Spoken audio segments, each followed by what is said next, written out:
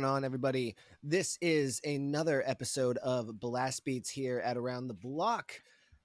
I am one of your three hosts, Zachary Nur, back for another week, as always. And as always, joined by my wonderful co-hosts, Chris Oh, I'm Spooner. doing pretty How well, you Zach. doing How this you week, doing? Spoon?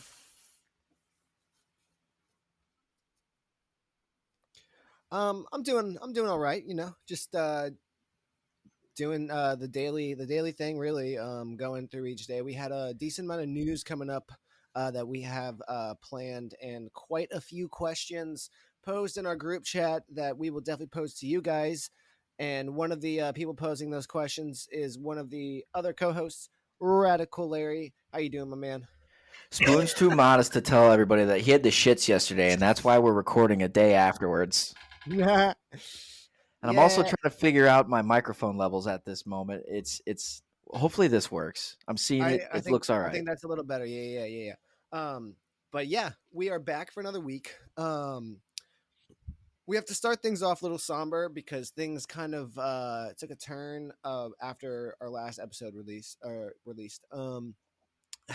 The Foo Fighters drummer Taylor Hawkins passed away very tragically and untimely during their South American tour. If I'm correct, yes, they were scheduled to perform in Bogota, Colombia, um, at the age of 50. This was on what? They don't have a date on this article. How do you not have a date on an article? That's ridiculous. Anyways, that was about a week and a Yeah, half it ago. was That was before the before the Grammys. It Grammys, was it correct? was Yes. two Yes. Yes, that was two before the Fridays ago Grammys. because I was just throwing on the Dreamweaver um, album when I got the news. March 29th. Yeah, March 27th, 28th, I would say, because less than 24 hours after that, a band that I listened to a decent amount, Too Close to Touch, their lead vocalist, Keaton Pierce, also passed away suddenly and unexpectedly. He was suffering from um, a medical condition that he had been dealing with privately, but he passed as well. So yeah, a lot of passing in the rock and metal community over the past week and a half, and then furthermore, a concert and tour that we had all been discussing and very very excited for, the Parkway Drive North American tour, has been canceled um, by Parkway Drive, um, with a statement as well. Do you guys want me to read the statement? I Yeah, mean, just give us the highlights. that's a long statement. I mean, yeah, I'm just saying because I have it right here.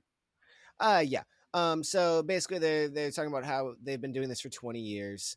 Um, the relentless nature of being in this band is giving us time to reflect on who they are.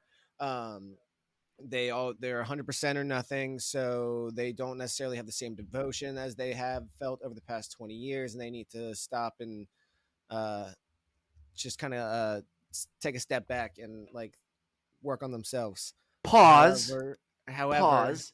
Pause. P.S. That statement right there is very, very damning. It sounds like the band is breaking up, and they don't want Yeah, to do it, this it it anymore, or sounds like some of the members they've don't want to kind do of this reached a point anymore. where they feel like they're just going through the motions.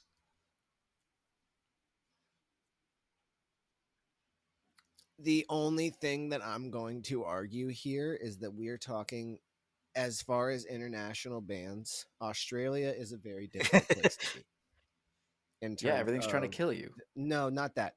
As far as like world geography of like where they are, and I'm wondering if just the overbearing amount of work that probably would have been put into running this during, I don't even want to call it post COVID because we're not even in post COVID times. People are still getting COVID. Um, I definitely think that has a very, very, very large factor with the way that COVID has been handled in the United States. And I don't know if they're ready to bite that bullet. I think they thought by this time things would have been a lot more chill and cooled out.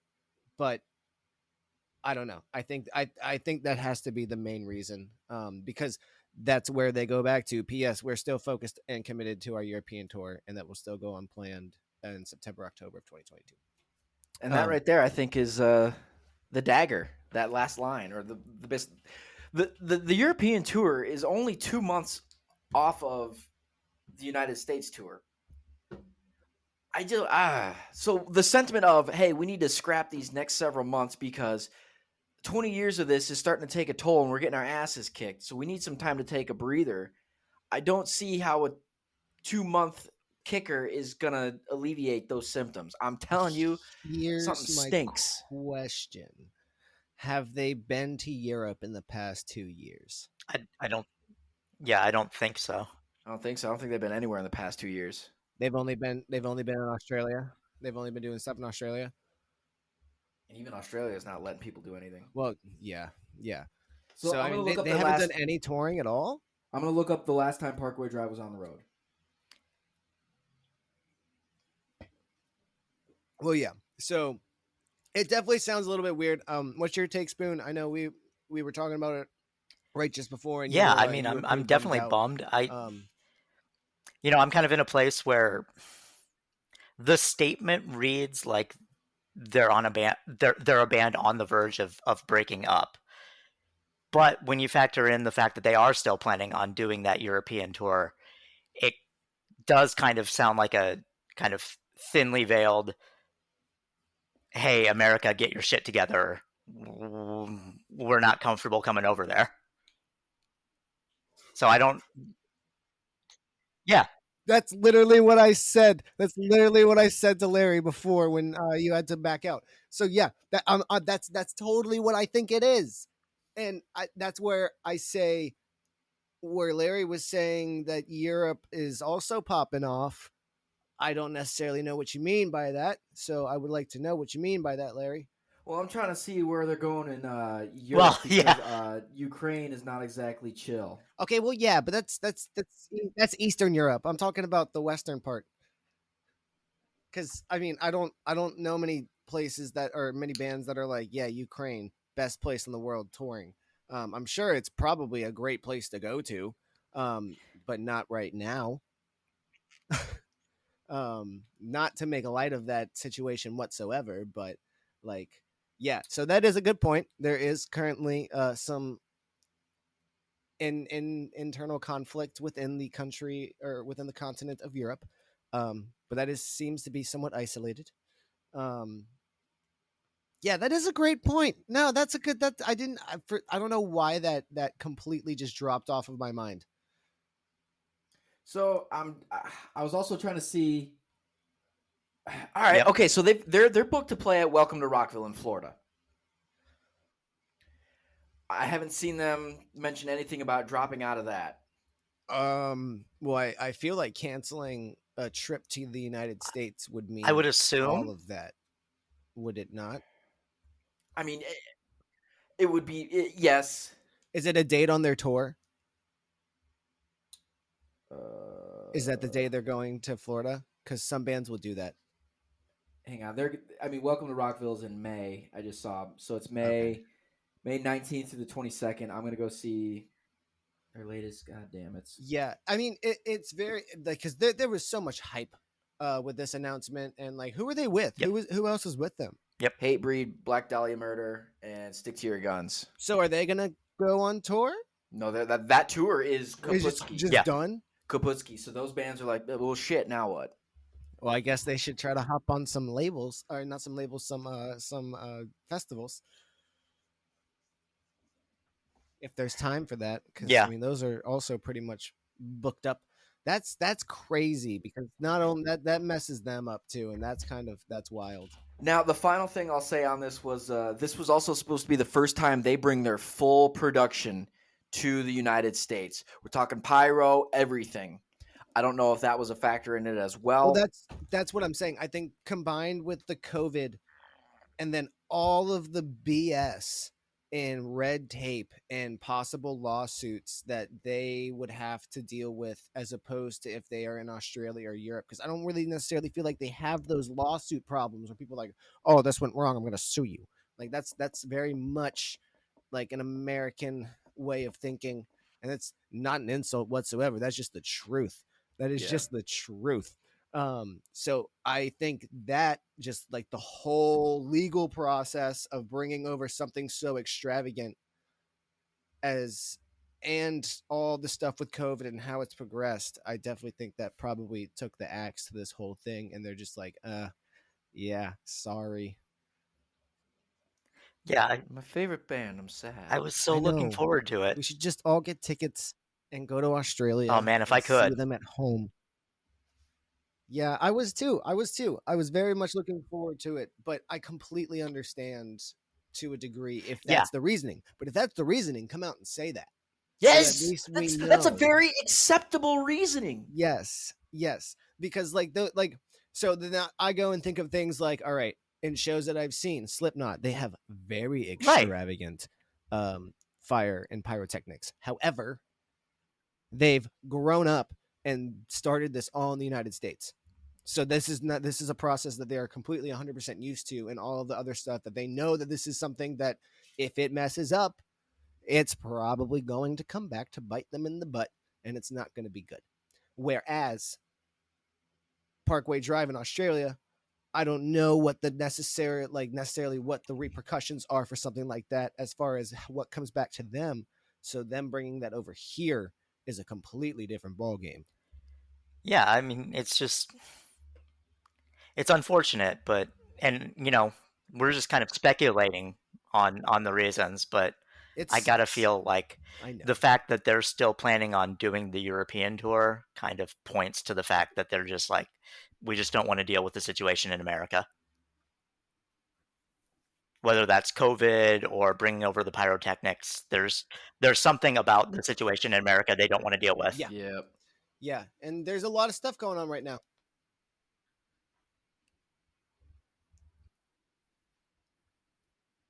Yeah, yeah, um, yeah, exactly. That's like, and that's literally.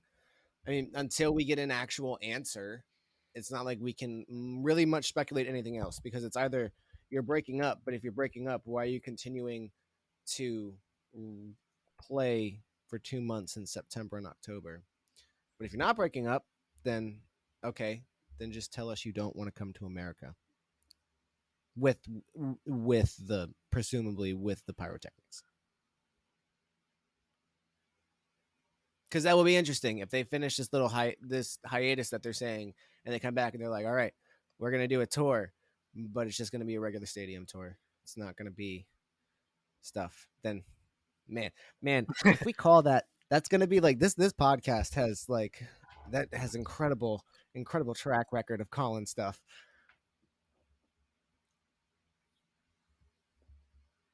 So yeah. So with that said and done, let's get into some other things and like kind of the pick up the vibes because this is a little bummed out right now. Let's talk about some new music, gentlemen. Please take it away. What are some things that you guys have been listening to over the Go ahead, past Larry. week, 2 weeks? I just pointed at Spoon to tell him to lead it off. Okay, but I gotta say, so my laptop, I broke my laptop. I'm on my work computer. I don't have a camera. They can't see me. When he said, "Gentlemen, what are you listening to?" I immediately pointed at Spoon, and I'm like, "Why aren't you responding to me?" All Realize right, he can't even see all me. right, John Cena. Um, So, but anyways, um, April 1st weekend, the big one. Yes. Everyone checked it out. Meshuggah, big record okay, for me. okay. So I'm gonna interject right before this. I listened to Broken Cog. I've never listened to Meshuggah before in my life. I It's an liked it. experience. I liked it a lot. Yeah. Um, No. and do you guys use Apple Music at all? Yes. Okay, so did you look at the album notes? The what? The album notes on Apple No. Music for the oh man, okay. So if you go to the albums and actually go to the pages for the albums, um, they have a little description and they have notes for every single song on them. So I want to read you this about Broken Cog. This one is Third Time's the Charm. We actually started recording this for Colossus back in 2012, but it just didn't feel right. We tried it again for The Violent Sleep of Reason, but it didn't happen again. This time we finally got it to work. It was a deliberate choice to put this song, a song that builds, or put this first, a song that builds and builds, and once the vocals kick in, it's not even vocalist Jen's. It's just a warped whisper and stuff. It's definitely an esoteric choice of a first track, but I think it's cool because you have no idea what to expect on the next one. So that's the first Meshuggah album I have ever listened to, and they have been perfecting this over the course of 10 years. Well, the big descriptor for Meshuggah is they're a musician's favorite band type thing. It's a lot of technical execution and time signature changes and a lot of different things going on that uh, you know, usual music idiots like myself aren't going to understand the significance of. But for me, if Still I'm listening to sounds Meshuggah, it's still sounds something. dope as fuck. Yes, if and this is my recommendation, if you're going to listen to Meshuggah, it's something you have to set out a chunk of time to listen to. You can't bump a Meshuggah track on your way to the grocery store. I mean, you can throw Bleed on, but that's an outlier. It's something where their albums, I feel, are start to finish, consume them.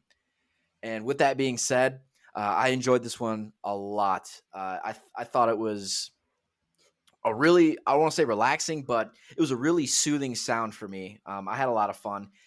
Great background. I mean, I threw it on when I was just working. I listened to it at the gym, a lot of different scenarios, and I thought it just played everywhere. I mean, it's loaded with. There's a 9.5 minute track on here. It kicks ass.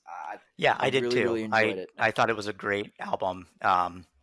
Just front to back. I'm not a huge. I'm not gonna sit here and say I'm a huge Meshuggah fan, but I am decently familiar with their past work, and I kind of knew what I was getting myself into when I jumped into the album, and it met and exceeded my expectations. It was like you said, it's kind of a musician's favorite band. It's one of those kind of Dream Theater esque bands where you're getting a lot of different sounds and different rhythms and different tempos. Um, it's not a band that you can kind of box into. This is who they are. This is their genre. They just experiment with so much different stuff that it's hard to just nail down what their sound is. But whatever it is, whatever you want to call it, it's fantastic. And this album, I kind of think is their kind of them at their peak, just front to back. I thoroughly enjoyed the album.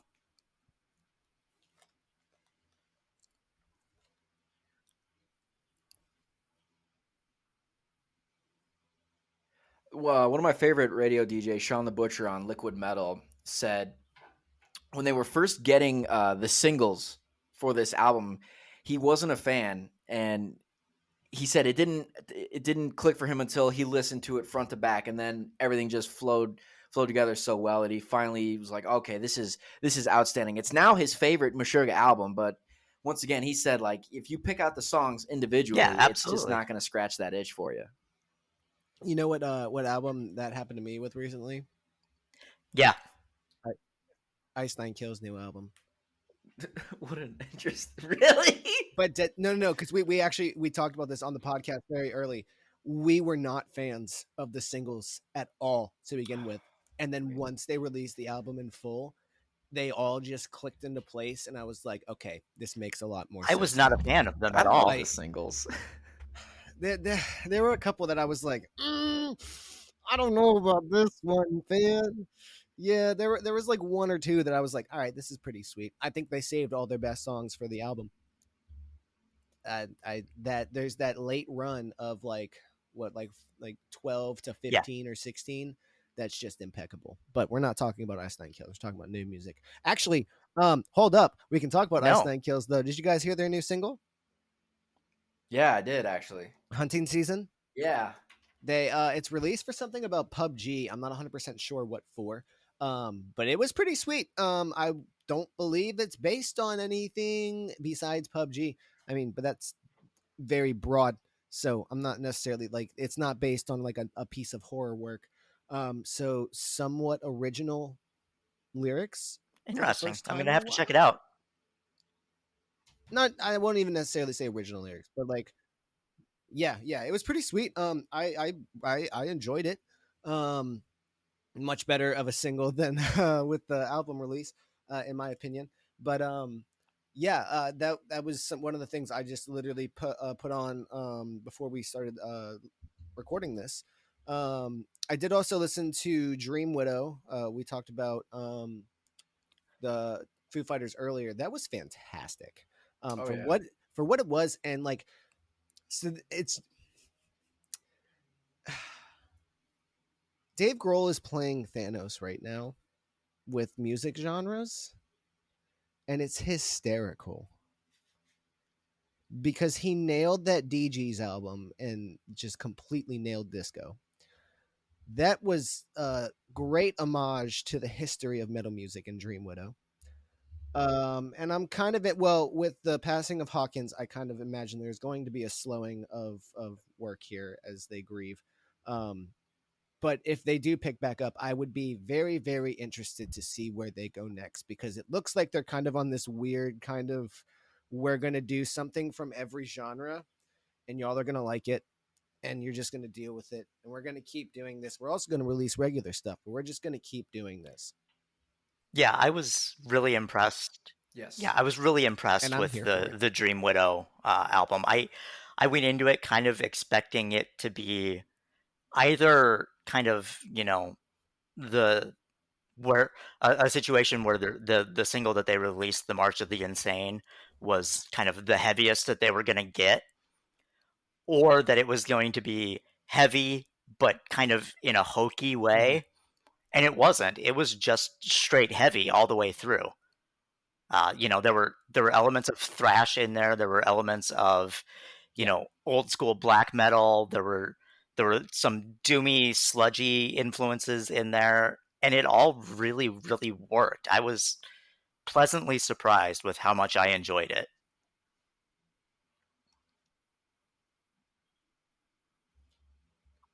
Now, not that I want to fast forward to this point because again, he just passed. But if they start doing stuff again, does Dave Grohl take over drumming and vocals, or does he just get somebody else to be drums? I mean, I could see him doing kind of like a fill in for the time being until Yeah, a more complete roster spot is filled. yeah. And something kind of bonkers to think about is the fact that when he was in Nirvana, he lost Kurt Cobain killed himself and lost his frontman, and now in Foo Fighters, as the frontman, he lost his drummer unexpectedly, and it's just kind of like, that's a bit just Yeah, insane. So dude's been through a lot. Kind of wild, but it will be interesting to see where they go from here. But yeah, Dream Widow was fantastic. They had the movie. I didn't see the movie. I might watch the I movie haven't yet, eventually. Did and either of probably you two won't. catch it? No. Yeah. Yeah, I mean, like it might be interesting Yeah. to see if it just happens to fall into my lap, but I don't know if I'm necessarily going to seek it out. I only knew about it because Facebook knows me and knows I love Foo Fighters, so those targeted ads were coming at me heavy. Um, but yeah, fantastic piece. Um, another thing that I listen to and I have been listening to periodically, Silverstein has a new album coming out soon, and that's going to be a lot of fun. They released a new album or not a new album, a new single. Um, where are you at? Right next to it. It is called. Where are you at? Die Alone, featuring Andrew Oh, okay. Neufeld of Comeback Kid. I don't know if you guys have ever heard of that. I have not. Um, but yeah, it's pretty sweet. I'm very excited. I really do like Silverstein. They're they've been pretty solid over their career. And these new songs are sounding pretty sweet as well. So I'm definitely going to give this album a listen. Um, that's probably about it on that front because there's also been an insane amount of hip hop that has been releasing over the past couple of weeks that have also been keeping my eye wide open. Um, but yeah, Spoon, what have you been listening to here Yeah, I recently? mean the only Oh, he's frozen. nope, you got me. No, he's good. Sorry, Spoon. All right. Uh, the only Yeah, yeah you're Yep, good. the only you're good. other thing kind of from the last couple of weeks that really kind of captured my ear was band called Dead Rabbits.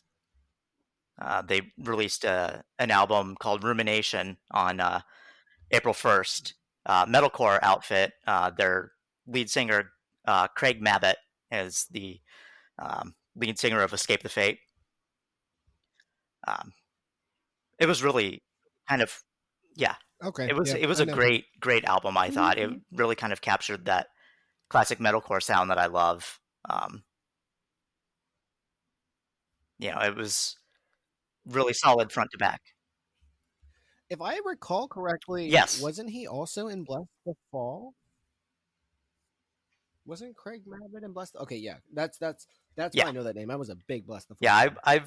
I'm familiar with Bless the Fall. Not too familiar with them. I'm uh, more familiar with Escape the Fate.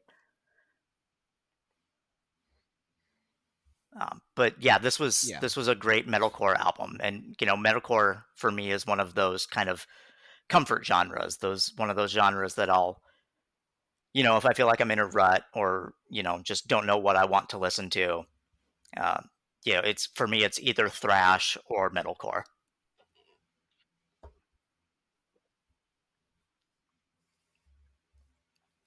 yeah, yes, yes. There's been a lot of really good stuff. We also have some stuff coming up over the next couple of weeks.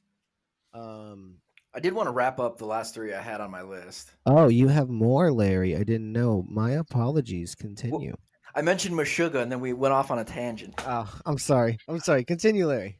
So Continue. I new bands for me all. I checked out a band called Satan. I mean, I'm sure some of the listeners are like, no shit, everybody's heard of Satan. I thought it was very good. Their album Earth Infernal, I diagnosed them as a smelly hippie hard rock in a great way. This is a compliment. Okay. Album was just loaded with guitar licks and riffs. So my favorite, right up my alley. Then there was Purgatory, Apotheosis of Annie Light, brutal death metal. It wasn't for me, but I'm sure there's a lot of people that look like Gandalf would love it. And then finally, Chicago Thrash, Misfire, Sympathy for the Ignorant. Pretty good. It was just your standard textbook thrash. Good tone, good riffs. The vocals were okay. Boom. Yeah, I And listened that was it for to my new Misfire too, tunes. and Well, I man. wasn't a Yeah. huge fan of it. It was all right.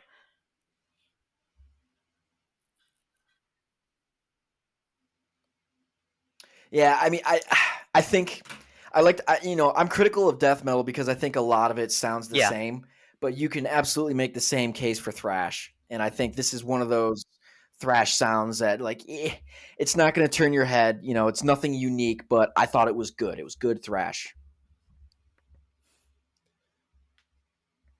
Yeah. Sounds like some stuff I'll have to check out as well. Um there is some stuff I'm looking forward to. As I said, the Silverstein record comes out, Misery Made Me, on May 6th. Also, nah. are the of you fans of the Black Keys? No, Oh, oh man. Not nearly, not suck it. nearly. Yeah, they're a bit more rock folk, but really really good. They have like their like 13th or 14th record coming out on May 13th. It's called Dropout Boogie, and the single and uh music video they released for the announcement was fantastic, and I would highly recommend to anybody. And Moontooth also released on May 13th. Ooh, I love Moontooth so much. Yeah, yeah, Moontooth also released on May 13th. Yeah, there's a lot coming up. I'm interested. Oh man, my birthday is one day before everything comes out, so it'll be the Thursday night though. So all the new music will come out the day after my birthday. But yeah, with that, let's get into some questions. Because we've been rolling some stuff around in the group chat for quite some time, and I'll start actually with the newer one because I think that is a very interesting question that we posed in the group chat because of some of the things and some of the people that have been put on some of these festivals and very big concert events that are going to be happening throughout the year. Who is the next big touring artist? We're Um, talking festival headliner that yes, festival anybody that headliner. listens to the heavy music knows. Yes. Who would we say are the current ones. I mean, Slipknot, Lamb of God. If we're talking not like the OGs, your Metallicas, your Megadeths, but Mm-hmm. I think Shinedown, put them up there, Okay. something like that. Okay. Because I think I have an interesting answer to this question who is probably on the verge of already being there just with how consistently they are already on festivals. So, Go for it. but I don't know if you guys want me to go first. I mean, go for it. You're teeing it up. Beartooth. Beartooth. Stadium anthems galore. Yep. Everybody can listen to them. Everybody can sing along. That was Caleb has had so much history in this business and in this industry. He knows what he's doing. It's just set up. It's set up for him. that was actually my choice. Really? Yes. I'm getting this, follow him on social media. He just moved to LA. I just got this hunch, this feeling in my bad knee that he is about to make a massive leap into the next level of like rock stardom. Well, yes, and I think one thing that needs to be addressed with Caleb Shomo is the fact that he was in Attack, and how Yeah, I old would is say he? like How old is he right now? no, he's Mid got to be like 30s? 30. Or I no, don't. no, he's not. No, I was gonna say I I'd, don't think he's that old at all. Actually, He's 29. yeah, I was gonna. He was Fuck. born in 90. Hey, He we're the was born same in age. 92. Okay, so think about that. Think about how long Beartooth has been going since 2012. He has been doing Beartooth for 10 years. All right, so that would be 19. Put 4 more years in front of that, and he was in Attack. And that's when he started Attack. So I know from looking at a lot of the stuff that has to do with Beartooth and a lot of the motifs and messages that he has pushed that Beartooth was finally his time to be in control of something. And one of the things that he did not want around were substances and drugs and stuff because he had already been exposed. It already had its effect. He needed a break, push it away for a little bit. And now that he's going to LA, I think it's going to be what you're thinking, but I can see him being like a Paul Rudd of the like the rock and like hard rock world of just being like that really like cool, like nice guy that everybody always wants to hang out with and all that stuff. But like just genuinely like not like going like insane and crazy and partying and all that stuff. Like yeah, not like over the top. I think so too. I was just gonna say he kind of. There seems to be like I don't know sorry. anything about the guy personally, but he does feel like he has kind of that Paul Rudd, just kind of a cool guy to hang out with vibe.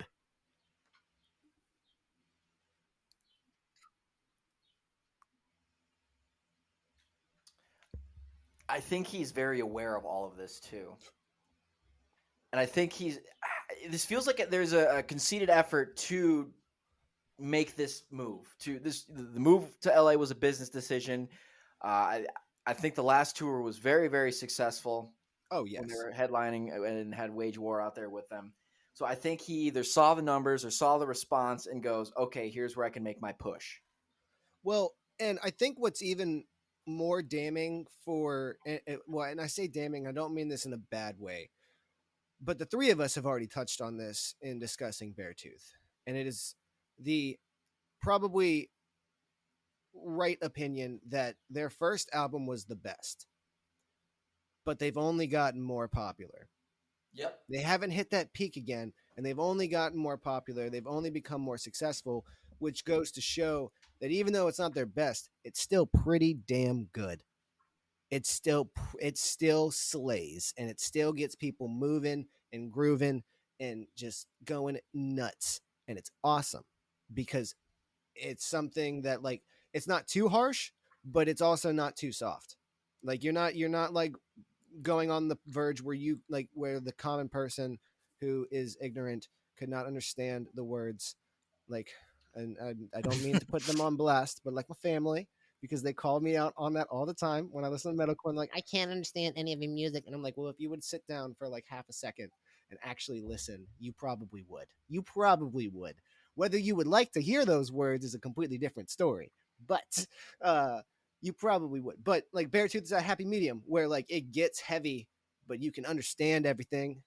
Everybody can understand everything, and it's the stadium anthems. They are the hard rock stadium anthem act right now. I think Beartooth is going to be the band where these Midwestern hard rock fans are going to look at Beartooth and go, "Yeah, man, I listen to metal."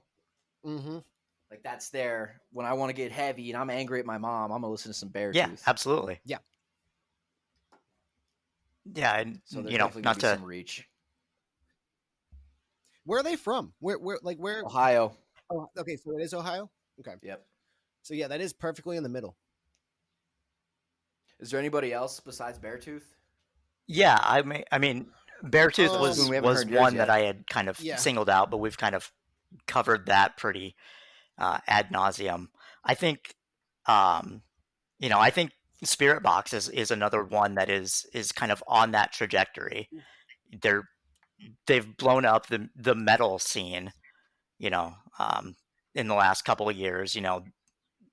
2-3 years ago when Holy Roller came out, they just absolutely burst on the scene, and then when they finally got to release Eternal Blue, there was so much hype around it when it came out, and it topped most people's lists, or was in the top 3 of most people's lists of top metal albums of 2001 or 2021, excuse me. And they're already working on new material, and Courtney has said that it's going to be pretty different from the stuff that was on Eternal Blue. So I kind of just feel like putting the pieces together, with what they've already done, the hype around the band, and saying that it's going to be different. I kind of feel like they're kind of on that trajectory to be kind of a festival headliner, whereas right now they're on all the festivals, but they're opening the festivals. I feel like next year, 2 years from now, we're going to see them near the top, if not at the top of those bills.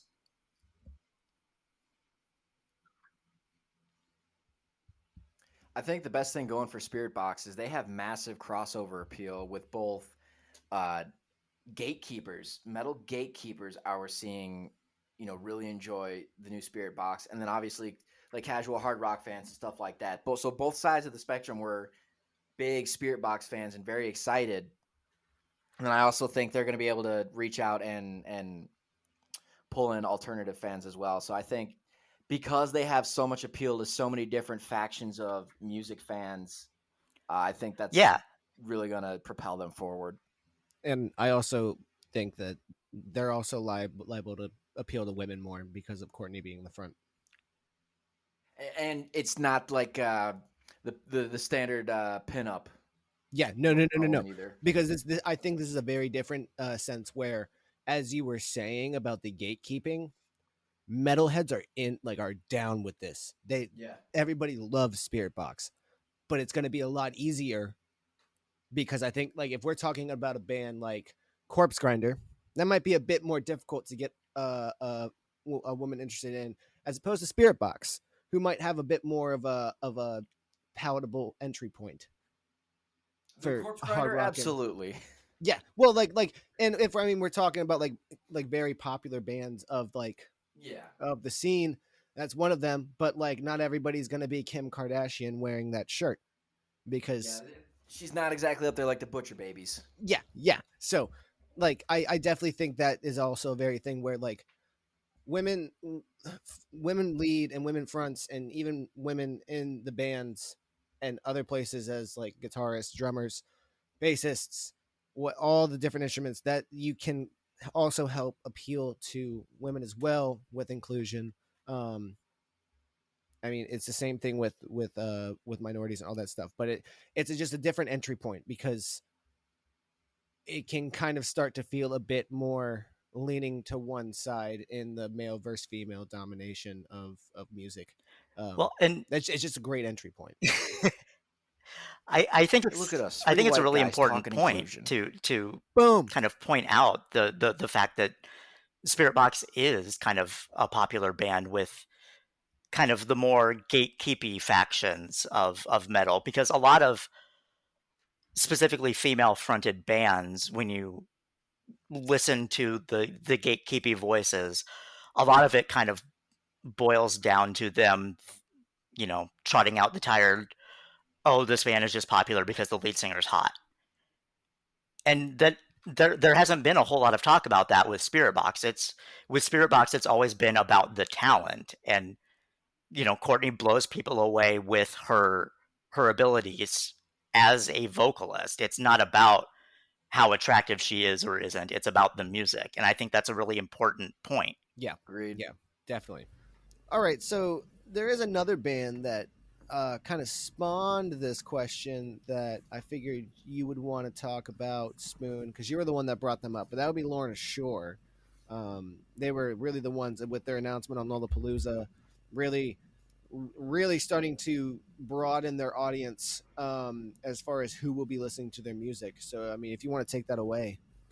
Yeah, they're kind of a band that I think is on that sort of precipice, and it feels kind of a little weird to say that about a deathcore band, but from everything that I've seen and read from specifically their lead singer Will Ramos, he wants to bring melody and kind of the melodic influence into Lorna Shore's music and into the deathcore genre in a broader sense, because that's what separates the big bands from the more extreme, the more underground sound is kind of melody and having something that sticks in your ear and stays with you and kind of plays in your head on repeat, and something that people in the audience can sing back to you. Whether you're screaming it or not, the audience can sing it back to you. They don't need to be able to scream and produce the sounds that you're producing to kind of have that audience participation. And that's the direction that Will wants to take the band and the genre as a whole, it seems like. And I feel like if they continue down that path and if they do it correctly, they are one of those bands that could kind of break into the mainstream, become if not a festival headliner, at least kind of on that, next line down. And we already saw it with their 3-song EP. There wasn't a whole lot of melody to be found in To the Hellfire, but with the other 2 songs, Of the Abyss and I Return to Nothingness, there was a lot of kind of more melodic, more kind of big chorus sounds in those 2 songs. Will's still screaming, but there is melody there, and you can sing along to it, even if you can't scream like Will is doing. Lorna Shore is working on a new album, and it's going to be a full length, so I'm really kind of excited to see where that influence goes, and if they are going to bring kind of more, if they're going to be successful in bringing more melodic sounds to the deathcore genre, and if Will is going to even go so far as to kind of interject clean singing in there, because we saw it with Whitechapel Kin, a lot of clean singing on that album, and deathcore purists are going to say that that's not a deathcore album, but there are still a lot of deathcore elements in that album, even if you don't want to call it a specifically deathcore album. I think that kind of sets the stage and can be an example of how you can broaden the horizons of the genre and still stay true to the foundations of it. So it kind of, it's going to be interesting to see what that full length brings, but I feel like if it is successful in kind of going that Whitechapel route and bringing more melody in, they don't have to go necessarily as far with it as Whitechapel did, as far as, entire songs that are nothing but clean singing. But I feel like if they can kind of be a happy medium for deathcore purists, it will have that crossover appeal while still bringing in people that are fans of the genre, and that's kind of, I feel like, something you need to be that headliner, that second bill down. You need to appeal to broader audiences while keeping your audience. So I'm really excited to see what comes of Will's influence on Lorna Shore and Will's influence on the deathcore genre as a whole. Very well said. Yeah. It's actually interesting. I went out the other night with one of my friends, and I ended up driving some people back home because they needed a ride, and they invited me, and we were hanging out, and they turned on Lorna Shore. They're like, "Oh, I hope you don't mind. This is Lorna Shore." And I was like, "No, by all means, let's go." I was like, "I by the way, I have a metal podcast. No, just want to let you know. I mean, we talk about them from time to time. We talk about how they're gonna be on Lollapalooza and stuff like that." And we were just like, "Oh, no way!" And I was like, "Yeah." But yeah, that was pretty sweet. But like right there, it's like literally they're just like, yeah, we're listening to it. It's just getting that expansion and that just broadening that base.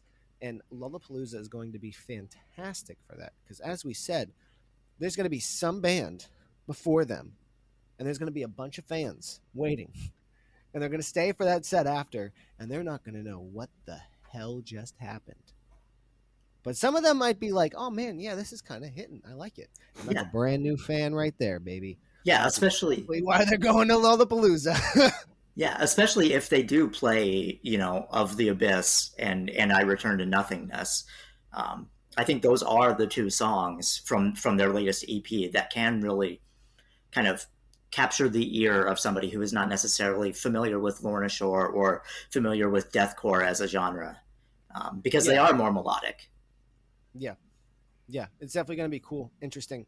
Um, did you have any other bands or acts, Larry? Beartooth was the only one that really stood out to me. I mean, I'm sure if we wanted to, we could really come up with something, but that just seems like the closest, in my opinion. Yeah, I definitely agree they're the closest. Well, one band. So it's been interesting. I think one band that actually used to be one and has taken a step down to that like second tier has been Bring Me the Horizon because they used to be the creme de la creme of like festival headliners, and then ever since their genre changes, not even changed because it's been multiple. Um, they've really, not I wouldn't even say dipped in popularity, but as far as the festival circuit, they've kind of been knocked down to that second, third tier of bands. It's kind of been interesting to see. Um, but I also get that not as many people are also down with the new vibes. I love them, but Yeah, I can't say that I'm a fan necessarily of some of the new direction that Bring Me the Horizon has gone. But what I will say is I am a huge fan of Ollie Sykes and his approach to the new directions that he's taking yeah, Bring Me the Horizon. I oh love yeah, I loved just his, this is what we're gonna do. This is what I want to do with the band. If you like it, great. If you don't, fuck off. I don't care. This is where I'm going. oh, it's been so long since we brought this topic up. But yeah, no, I agree. I agree. And there was a quote from them, basically where they were like, "Look, we don't listen to this music anymore, and we're not going to be able to come on stage and give you guys a lively performance in deathcore and metalcore if we don't want to perform it. So instead, we're going to make the music that we want to make. We're going to give you guys a hell of a show. If you guys want to come, cool. If not, we're not necessarily going to miss you. This is just what we're doing now. Now, granted, they were in a definitely a spot where they had enough money from other ventures, and I mean, Ollie has far like he's one of those frontmen that really cashed in on the popularity of the band and developed clothing lines and designer fashion and all that stuff. So that they have the money to just go ahead and make that leap and that risk, but it also worked out incredibly in their favor. It worked out perfectly. There's been a few bands that have tried it in this genre, and it has not gone nearly as well as that. But then again, when you have a fan base that's dedicated, and a lot of that fan base probably also listens to the same genre of music that you were also listening or that you were making, kind of easy to bring that or to kind of keep that base. Um, because but yeah, that it's been interesting because like now we talk about bands like Foo Fighters who will probably be off the festival circuit for quite some time, and that's a very major headliner. That's a spot that opens up. I mean, I'm trying to think of if anybody else has really made any moves like that, or if anything has happened in regards to something like the with Foo Fighters situation. But like, we're gonna start to see, I think, a retiring of some of the like mainstays on the top of the labels for festivals, and it's gonna be very intriguing to see who fills their spot. Ice Nine Kills is probably another one that's on the precipice of becoming Yeah. a Yeah. full time festival headliner. Yeah, and And that's it definitely feels like Spencer wants to get to that level. It feels like he's trying to push the band in that direction. that, and they've paired their whole aura in something that fits so perfectly in metal music, and that is the horror genre of movies Right. and literature. It's perfect. It fits amazingly, and 9 times out of 10, I'm the 1 out of 10 who has not seen or read a very very very very large majority of the stuff that this is based off of. But 9 times out of 10, the people that listen to metal music and hard rock and stuff like that are going to be somewhat into horror, and they know about all of it. And it's very easy that if you just happen to be going there and you're like, oh, I wasn't planning on listening to Ice Nine Kills, but I mean, yeah, I've seen all of these movies and I already know what they're talking about. This would be pretty fun. Why not? It definitely all adds up to a very very easy transition for them just to move up, because just like Beartooth, they're already on that second tier. They're just waiting for that opportunity to have the spot open up to just go up one more. Yeah, and I feel like they're going to be that band, if not, next year, in the next couple of years. Yep. So we have our last question, which we've had this one for a while. We've been brewing it. And I've got unlimited ammunition for this question, so I feel free to let me go last. But cover songs. Some of your favorite songs that you have ever listened to are actually just covers and not originally done. One of my favorite examples. Did you guys know Cyndi Lauper's version of "Girls Just Want to Have Fun" is actually a cover? I did not know that. I didn't either. It was originally sung by a dude, and it was a lot creepier. Um, yeah, no, yeah, and she really glammed it up and made it into the anthem it is now. Very, very different from a woman's perspective. Um, yeah, so stuff like that. There's a lot of examples. I mean, there's also, I mean, you have classics of such like Jimi Hendrix All Along the Watchtower, and how it is leagued better than Bob Dylan's version ever will be. Stuff there's just covers all across the musical industry in all genres, in all walks of musical thought. So we want to share some of our favorites. And this is definitely one that I'm definitely gonna try to put a tweet out, see what you guys are thinking about. You can follow us over at ATB_blast beats on Twitter. Spoon definitely is tweeting a lot from there. Larry and I were getting in on the Grammys when we were watching that atrocity that is for metal and rock music, which we'll touch on a little bit as well. But yeah, who wants to kick it off first? Who's ready? I got a couple written. All right, Go for it. I want to lead off with, and when we originally posed the question, I think it was metal covers of non-metal songs. Yes. Okay. I'm sure if you've ever gone down like a YouTube rabbit hole, you've stumbled upon him. Leo Moracchioli. Mm-hmm. Just a plethora of covers. I think a lot of them are pretty missed, but this one I think is just perfection. His cover of Hello by Adele. It even got some radio play on Octane. It's my favorite cover he's done. I think it's just fantastic. And then another one that I guarantee a lot of people don't know about, Bloodywood, which we talked about a little bit, has a cover of Shape of You by Ed Sheeran. Oh wow! And they make it their own song. Oh wow! Interesting. And it's very good. they kind of chop up the cadence and the delivery. It's not in the same spirit, and it becomes a Bloodywood song, and I think it's very, very well done. So And is it then more of like an interpolation and like sample of Shape of You? no, I mean it's so they scream the verses Mm-hmm. and they do a slow melancholy sing of the chorus. Okay. So it's nice. It's a little bit darker. It's nice. I like it a lot.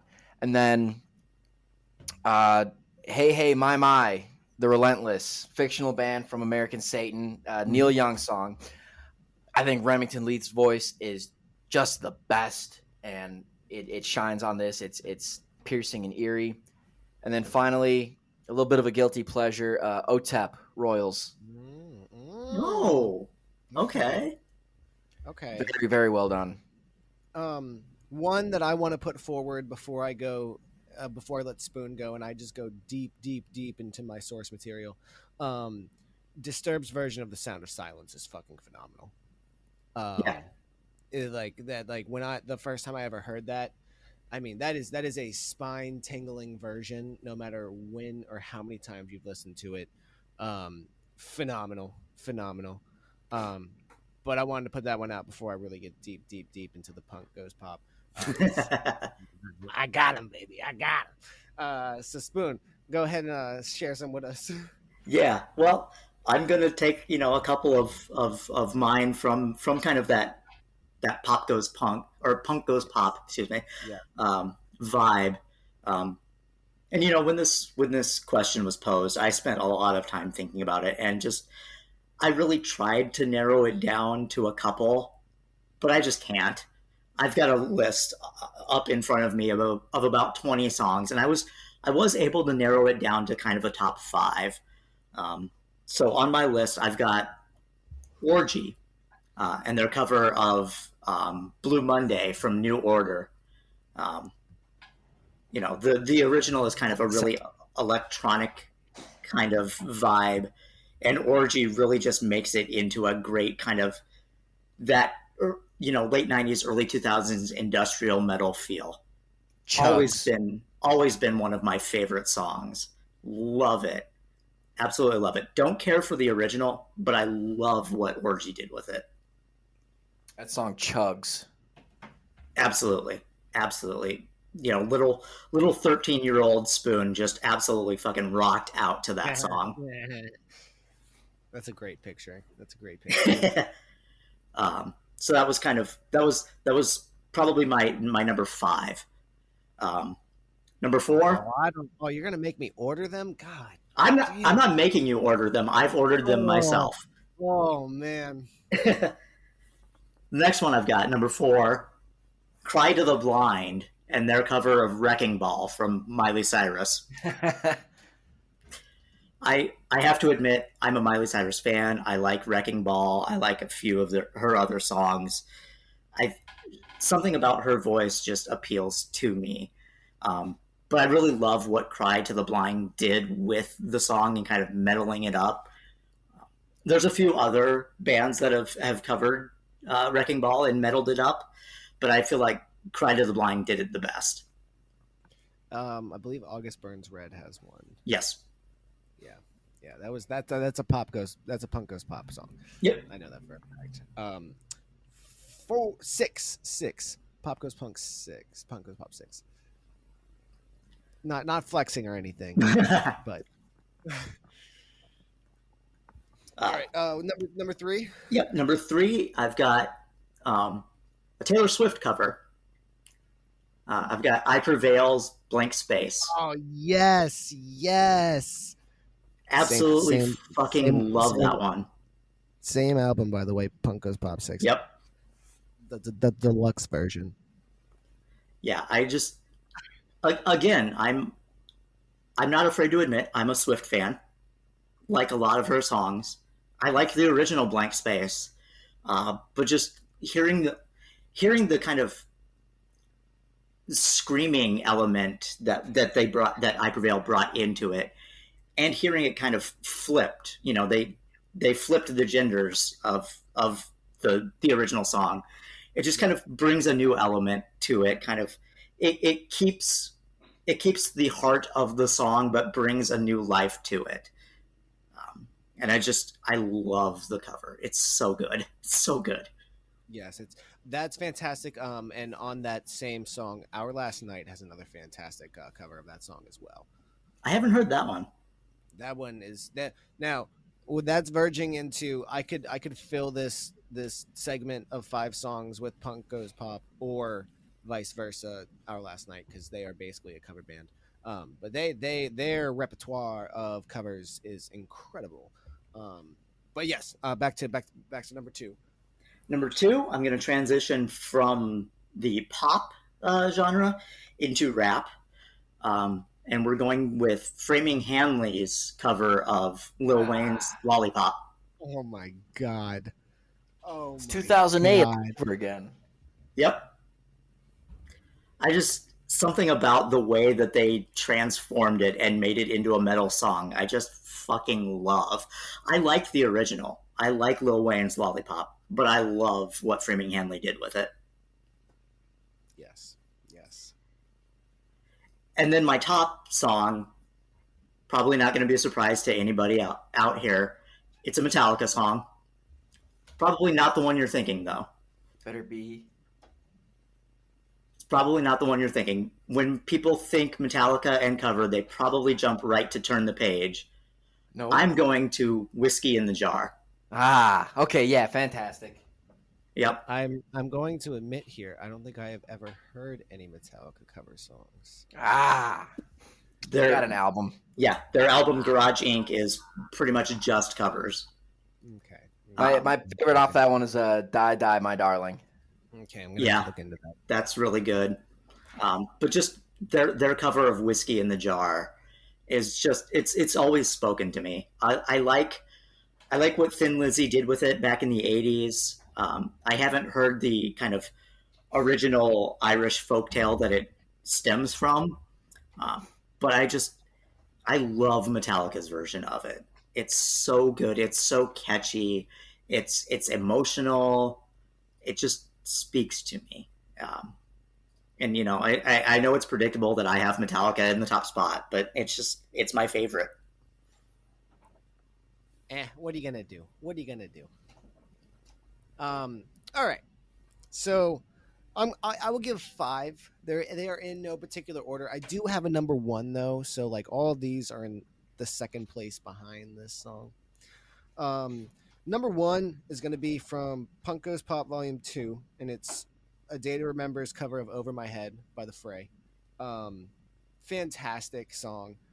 They really gave it a really fast-paced feel to it, and like it's already a song that you can belt out by The Fray, and it only becomes even more crazy and raucous when you listen to it by A Day to Remember.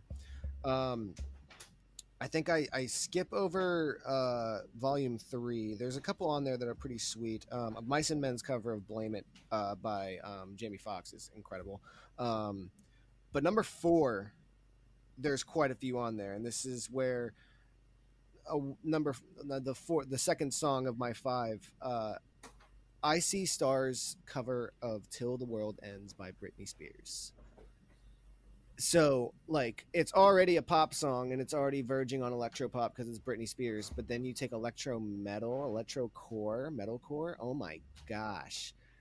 And that was just a perfect merge of everything together that made I See Stars, and they nailed it. They took that and just ran with it. It was beautiful. And then also we've got Secret's cover of Ass Back Home off Punk Goes Pop Volume 5. Secrets is a band that I don't feel like gets enough credit at all. They were really, really they have one of probably the best metalcore albums in my opinion of all time. And that's Fragile Figures. Fragile Figures is a jam from start to finish. It goes under the radar because they've had so many lineup changes since that album, and I can't believe they're still together. But that one is incredible. I'm also gonna steal one off of Punk Goes 90s Volume 2. So this is gonna be number 4. but the Color Morales cover of Everlong by the Foo Oh, Fighters. Um, and I mean they made it a little heavier, um, but Garrett Rapp just absolutely nailed the chorus and Dave Grohl's vocals. Um, but my number one cover of all the songs that I have amassed in my time, um, and it's so interesting because it's probably the longest song that I have of any cover as well. Silverstein's cover of Runaway by Kanye West. Um, the original song is already a 10 out of 10 because that is just amazing. But to inject the rock and like in that metal, like not even, are they metalcore or are they post hardcore, Silverstein?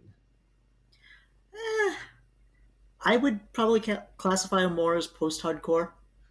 Okay, yeah. So to put that post hardcore sound on something as big as Kanye West, and then to nail the whole vibe of the song, and then kill the Pusha T's verse as well. They that was flawless. That is like every time I hear it, because like it already has the piano in the original song, and they keep the piano and add all of the drums and the guitars and the bass, and it's just I mean the build up on the like I was saying, the build up on the song from the beginning, from like inception of just being a Kanye song, is incredible. But they just took it one notch further and just blew my mind. And just blew my mind. That's probably, yeah, no, yeah, it's my favorite cover song of all time. Of all time. I think another one that didn't didn't make my list because I kind of wanted to keep it as more of a um, covers that have a metal feel. But one of my favorite covers of all time, in kind of the more rock genre, is Shinedown, and what they did with Otis Redding sitting at the dock of the bay. Ooh, interesting. I Interesting. absolutely fucking love that. And I guess it's not fair to label it Shinedown. It's Smith and Myers.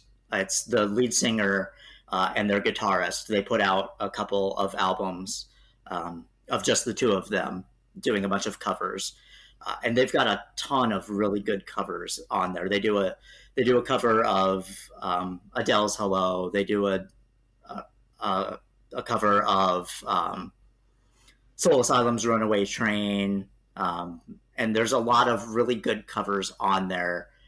They cover. I'm blanking on the one that I'm trying to think of. It's an old punk band, but anyway, they've got a lot of great covers. But I think that they're sitting on the dock of the bay is the peak of the Smith and Myers project. It really kind of it keeps the feel of Otis Redding's version of it, and it's not. They haven't really, you know, rocked it up or metaled it up in any sort of way, but it just has a different, more updated, more friendly to my ear vibe to it, and I absolutely love it. It's one of my favorite covers ever, to be honest. Yeah. So yeah, those were some of our favorite covers, and like I said, we're gonna put a tweet out, and we encourage you guys heavily to let us know what your guys' favorite covers are. Um, but we got one more topic to wrap up here, and we're gonna make it a little quick because if we let it go too long, we're just gonna continue to rant and rant and rant and rant and rant. But we have to talk about the Grammys. Um, so I'm sitting here and I'm looking. So we'll put the winners for what I mean, they didn't like. What's blowing me right now is they don't even have the best metal performance listed on CNN, because it wasn't included in the show. But so I'm sitting here on Wikipedia right now, and underneath genre-specific fields for awards in rock, there are 4 awards: best rock performance, best metal performance, best rock song, and best rock album. As Larry said on the ATB channel, the ATB Twitter account, as much as it's going to kill me, Foo Fighters winning all those awards doesn't do anything for rock music or metal music. It does nothing because everybody already knows who Foo Fighters is. There's like, I appreciate the sentiment. I appreciate them getting their due. But until they make more awards for metal music and start divvying up these genres, you're gonna have a problem with people not getting recognized whatsoever when they definitely deserve to be recognized. And I want to say the music doesn't need recognition from the Grammys. Metal and hard rock, they don't need, the stamp of approval. It's going to be fine without it. But it's Exactly. just a level of a credibility. It's turned into Metallica. What happened with the Foo Fighters? They didn't win based on their musical achievement of the year. I personally found their new album to be mid compared to the other Yeah. nominees. They won it because they were the Foo Fighters, and that was it. The same thing happens every time Metallica puts something that's up for nomination, or Black Sabbath. I mean, I don't know how many Grammys they won based on a live version of a song that they recorded 10, 15 years prior. And this will also be their 1, 2, 3, 4. Okay, this is going to be their 5th Grammy. They have. They're the only band or artist in the rock and metal genre to have more than 2 wins. And the only other bands with 2 wins for album of the year are Cage the Elephant, Sheryl Crow, Green Day, Muse, and U2.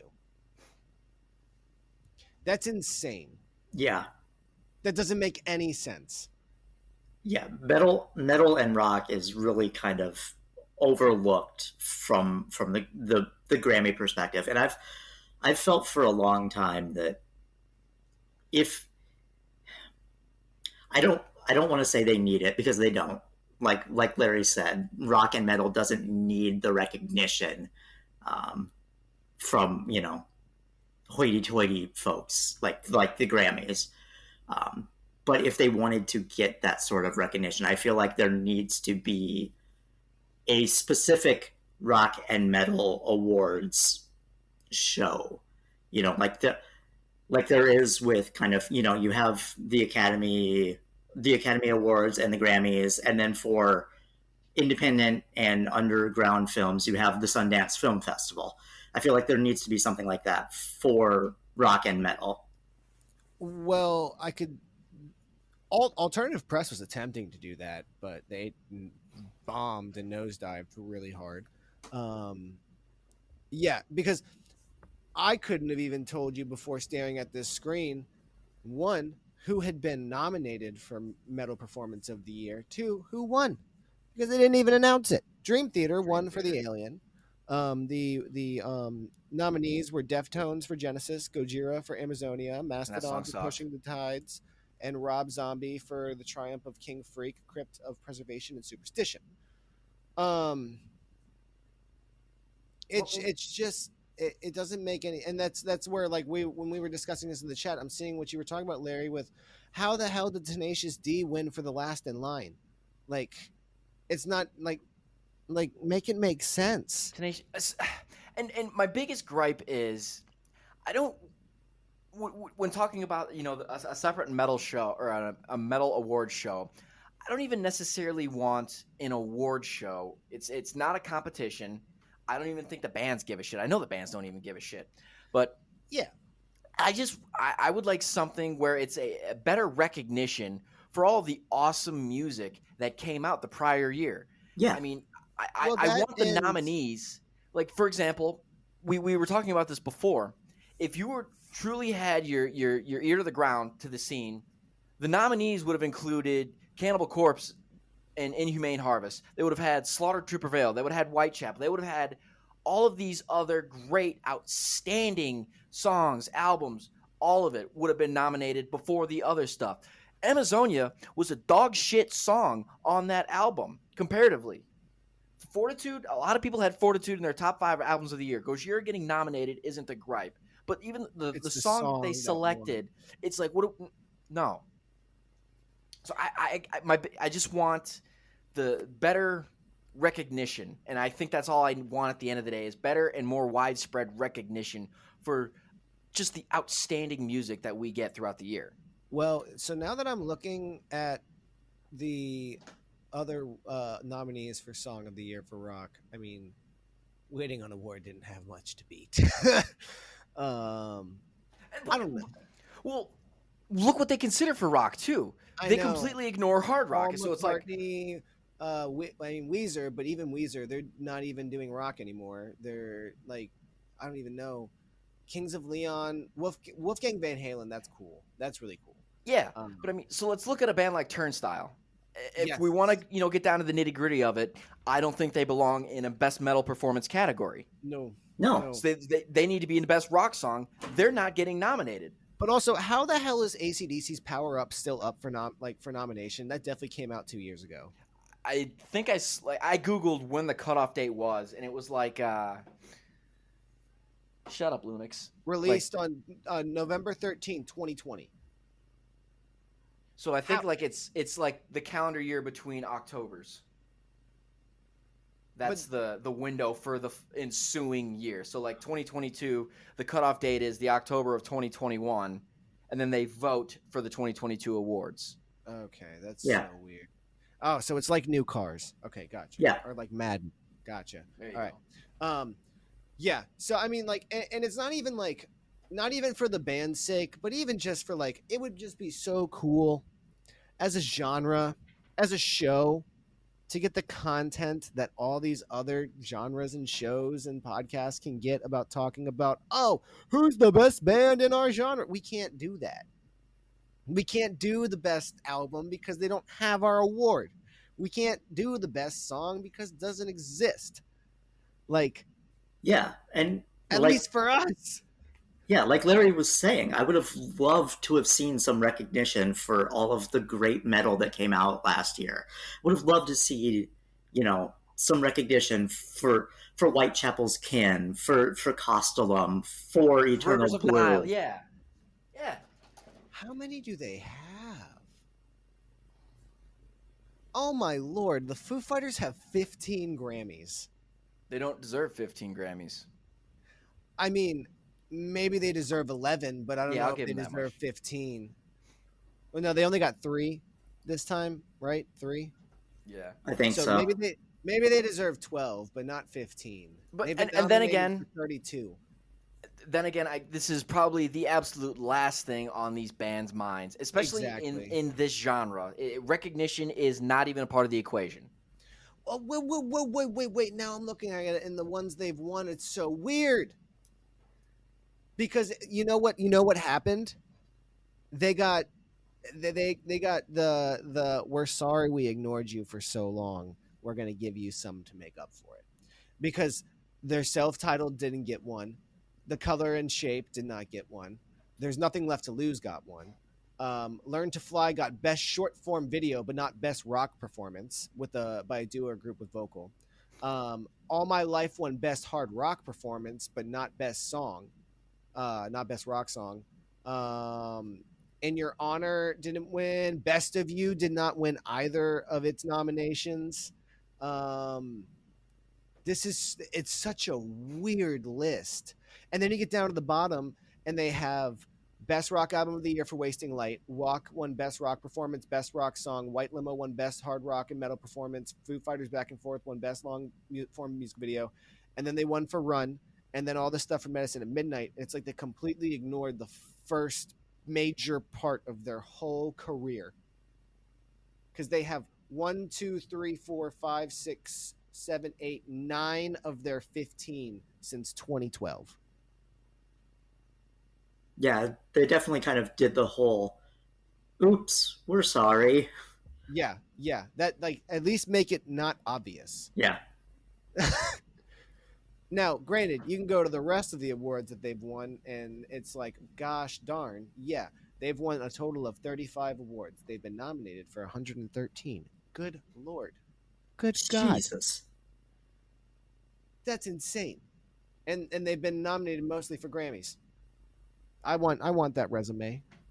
I've been nominated for Grammys more times in my life than anything else. Oh dang. Yeah, it's just so weird, and there needs to be. And I said we were going to make this quick, and we didn't make this quick, but We ended up recording 2 episodes. it's fine. It's a super episode. But yeah, I mean, it just there needs to be more transparency because, like, if it's like the college football playoff.